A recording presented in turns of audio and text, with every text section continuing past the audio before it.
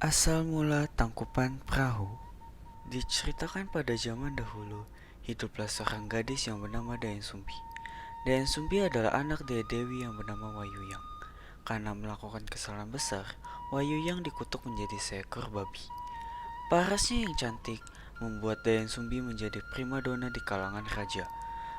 Para raja pun ingin menikahi Dayang Sumbi, akan tetapi tidak seorang pun yang diterimanya. Sehingga para raja pun bertarung untuk mendapatkannya. Karena merasa terganggu, Dayang Sumbi pun pergi mengasingkan dirinya di hutan dan tinggal di sebuah gubuk. Ketika Dayang Sumbi sedang asik menenun kain, tiba-tiba benang yang digunakan untuk menenun terjatuh ke balai-balai. Karena merasa malas untuk mengambilnya, tanpa berpikir panjang terucap kalimat dari Dayang Sumbi bahwa siapapun yang mengambil benang itu, bila laki-laki akan dijadikan sebagai suaminya, dan jika perempuan akan dijadikan saudarinya. Tak lama kemudian, datanglah Tumang dengan membawakan benang itu dan memberikannya kepada Dayang Sumbi.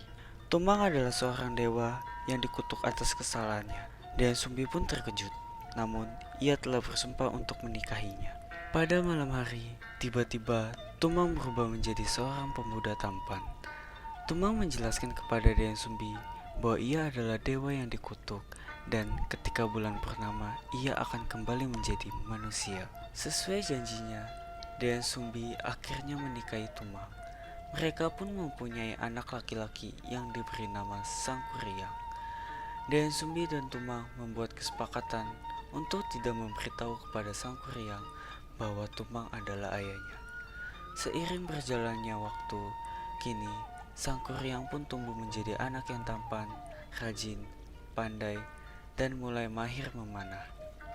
Suatu hari, Dayang Sumbi meminta kepada Sangkuriang untuk berburu daging di hutan. Sangkuriang pun bergegas untuk memburu dan ditemani oleh Tumang. Menjelang sore hari, Sangkuriang mulai kelelahan karena tidak menemukan hewan buruannya. Dan ia merasa putus asa. Tiba-tiba datanglah seekor babi hutan. Sangkuriang sangat senang dan menyuruh Tumang untuk menangkapnya. Tetapi Tumang hanya diam saja. Ia tidak mau mengejar babi itu karena ia tahu bahwa babi itu adalah jelmaan dewi seperti dirinya yang bernama Wayuyang. Lalu babi hutan itu lari dengan cepat ke dalam hutan. Sangkuriang merasa kesal kepada si Tumang karena tidak menuruti perintahnya. Dengan penuh emosi, Sangkuriang mengambil anak panah dan membunuh si Tumang. Sesampainya di rumah, Sangkuriang pun langsung memberikan hasil buruan kepada Dayang Sumbi untuk dimasak. Dayang Sumbi bertanya, "Di mana si Tumang?" Sangkuriang menjawab bahwa daging ini adalah Tumang. Dayang Sumbi pun marah dan mengusir Sangkuriang. Karena merasa bersalah, Sangkuriang meninggalkan rumah.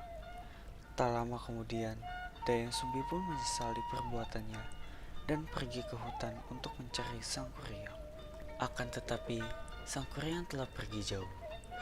Lalu, Dayang Sumbi pergi ke gua untuk berdoa kepada dewa agar ia dapat bertemu kembali dengan Sangkuriang. Dewa pun mengabulkan doanya dan ia diberikan kecantikan yang abadi. Keesokan hari, ada seorang petapa sakti yang menemukan anak yang tertidur di jalan dengan luka yang ada di dahinya.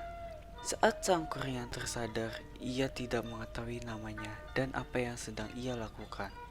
Ia pun diberi nama Jaka oleh petapa sakti. Waktu pun berlalu dengan cepat. Kini Sangkuriang pun menjadi pemuda yang kuat, gagah perkasa, dan memiliki kesaktian untuk memanggil para makhluk halus.